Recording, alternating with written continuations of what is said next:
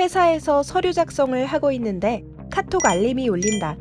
당신은 확인하고 싶은 강한 충동을 느낄 것이다. 왠지 중요한 내용일 것 같다. 하지만 그것은 광고 메시지였고 당신은 휴대폰을 든 김에 페이스북을 한번 훑어본다. 그러다가 범죄 기사를 발견한다. 기사를 클릭하여 읽으려 할 때 운동화를 세일한다는 광고를 보게 된다. 동시에 친구가 인스타그램 피드를 올렸다는 알림이 뜬다. 우리는 하루에 2600번 이상 스마트폰을 만지며 깨어있는 동안 평균 10분에 한 번씩 스마트폰을 들여다본다. 도대체 스마트폰은 어떻게 우리를 중독시켰을까? 이를 이해하기 위해서는 도파민이라는 호르몬에 대해 알아야 한다. 흔히 도파민을 쾌감이나 만족감을 느낄 때 분출되는 보상물질로 알고 있을 것이다.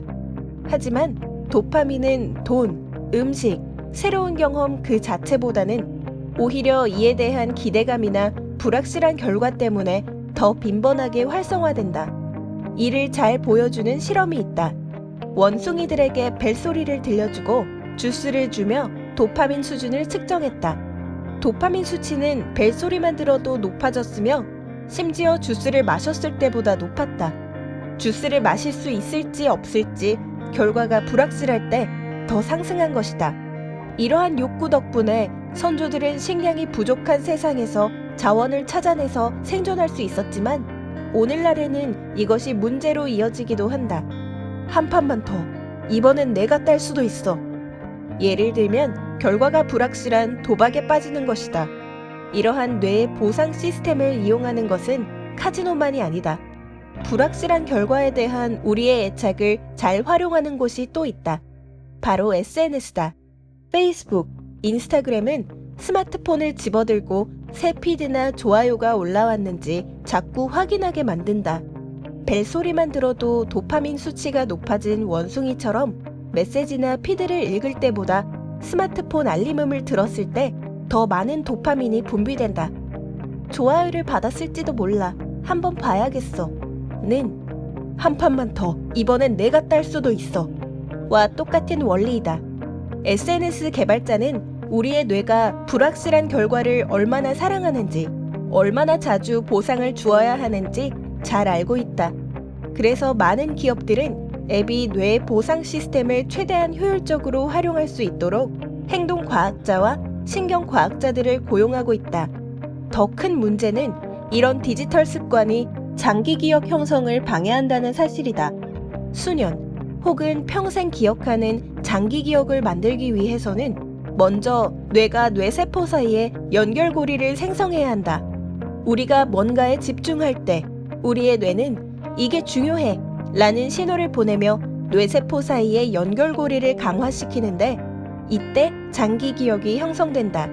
간단히 말하면 장기 기억으로 자리 잡기 위해서는 집중을 해야 한다는 의미다. 시끄러운 방에서 시험 공부를 할 때 뇌는 이게 중요해 라는 신호를 받지 못한다.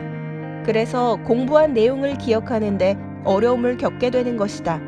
마찬가지로 SNS와 문자, 메일, 뉴스를 오가며 뇌에 끊임없이 뭔가를 쏟아부으면 장기 기억을 만드는데 악영향을 끼치게 된다.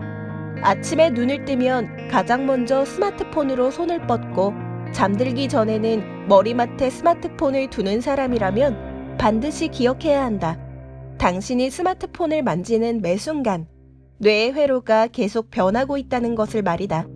스웨덴의 정신과 의사이자 세계적 작가 안데르스 한센의 인스타브레인을 소개합니다. 저자는 21세기 최고의 발명품 스마트폰이 우리 뇌와 몸에 미치는 충격적인 영향을 뇌과학적 시각으로 분석합니다. 부쩍 집중력과 기억력이 떨어졌다면 지금 이 순간도 습관처럼 스마트폰을 보고 있다면 그가 제시하는 디지털 시대의 안전 수칙을 만나보세요. 몰입을 빼앗긴 시대, 똑똑한 뇌사용법, 인스타브레인.